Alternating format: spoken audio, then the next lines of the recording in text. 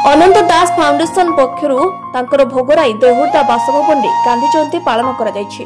अनंत दास foundation कार्यकारी सभापति engineer Abhijit दास प्रथमे गांधीजी प्रतिमूर्ति में माल्यार्पण करने सह बापा अनंत दास उपरे माल्यार्पण करथिले।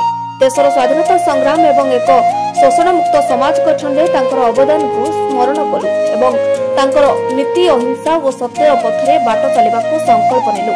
प्रत्येक सांबादिक माने गांधीजी प्रतिमूर्ति में माल्यार्पण करने सह समाज को सत्यता गठन में अवदान को स्मरण कलु। भोगराई कार्यरत समस्त सांबादिकों को अनंत दास फाउंडेशन कार्यकारी सभापति इंजीनियर अभिजित दास को देहुर्दा बासभवन में पवित्र विजय दशमी एवं गांधी जयंती अवसर में अनंत दास फाउंडेशन पक्षर संबर्धित करथिले।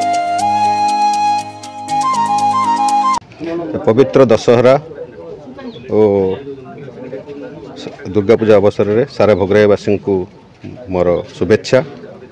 आज गांधी जयंती एवं लाल बहादुर शास्त्री जन्मदिन से सारा भोगराईवासी को मोर शुभेच्छा। आज आम समस्ते एक बंधु मिलन आयोजन करूँ। आपण मैंने समस्ते आसिले आम सांगरे बसी भोगराई विभिन्न समस्या विषय आलोचना कलु एवं अनंत दास फाउंडेशन तरफ मु चेष्टा करी जहाँ किसी मो द्वारा संभव भोगराईवासी सांगरे रही आपण मान सहयोग सहयोग आम भोगराई को केमी आगे को बढ़ाइबा से दिगरे चिंता करबा। बहुत बहुत धन्यवाद।